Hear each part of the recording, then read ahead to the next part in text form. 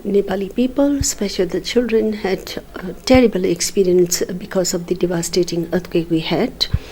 Especially because most of them lost their family members, dear and near one, lost their parents, became orphan, homeless because their homes were destroyed, and it was really a very traumatizing and very frightening experience they have gone through. We thought it was very important to restore the hopes, the dream, self-respect and dignity of the children, because they have lost it. It was shattered. Because of that objective itself, we thought we should come up with a program which we call it Restoring Life. Yeah, yes. So that actually is the reason for having this program. We have started programs where the children can actively contribute. And then there are some questions also, if the children are drawn into this kind of activities, what will happen to their studies. But for us, even doing this, connecting with the society, taking responsibility, which we always say that, it is socially responsible.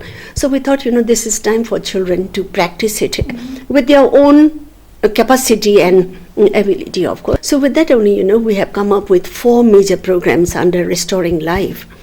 And that one is like, for example, we have one program which we call it School as a Safe Refuge, because the children spend most of the time in school. So, how are they feeling and what is their state of mind, when they are in school? Are they still, worrying, whether this school is strong enough? If anything happened, do they know where to go? Where is the safe place and where is the danger place? So we thought, for them to be able to feel that, this is really a safe place for us. So we thought, we should come up with a program, and, like many people would call it DRR, which is Disaster Risk Reduction Program.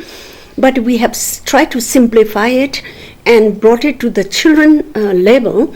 And we said, okay, can they, think about various ways to make their school strong, and then isn't this the responsibility of the school authorities also to make the children feel that, to tell them that, how they have taken care of all the safety measure for them, and also, to really map, which are the safe place for them. If there is an earthquake, do they know where to go to? And if there is an earthquake, do they know that, where they shouldn't go? So, if you are prepared, then they will feel more safe, right? So we call it School as a Safe Refuge, and we are working in about 20 to 23 schools, including the school in Gorkha also, because that is the epicenter of the earthquake. This is one program.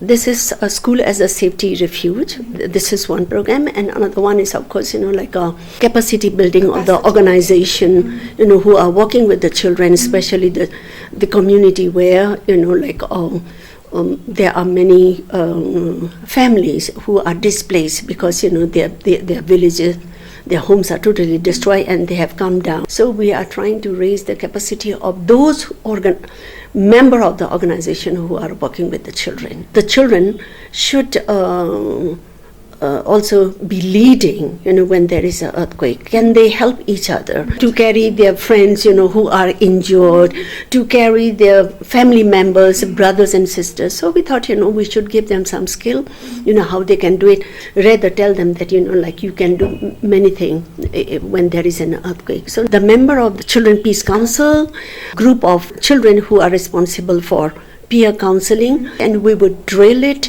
and we will tell them, what are minimum kind of, first aid that they can do it. And the most important thing is, they feel that, yes, they are trusted. The one that we have is in Gorkha, the recent one, where we had a trainer, who are good with this. Now we have a very popular word of saying, disaster risk reduction, which we call it DRR. Yeah. So we have some portion of DRR activities, in school, and again, that is, how you can rescue your friends, how you can do some first aid, those kind of thing. I think that is the recent one, and that is the most popular program among the children. This is a kind of message we want to give it to the society also. And the number of schools that we are working, I think that is a small little tiny drop of our initiative. But if many other organizations and individuals would follow it and do something much better than what we are doing today, I think I think that will really reduce the risk and the danger.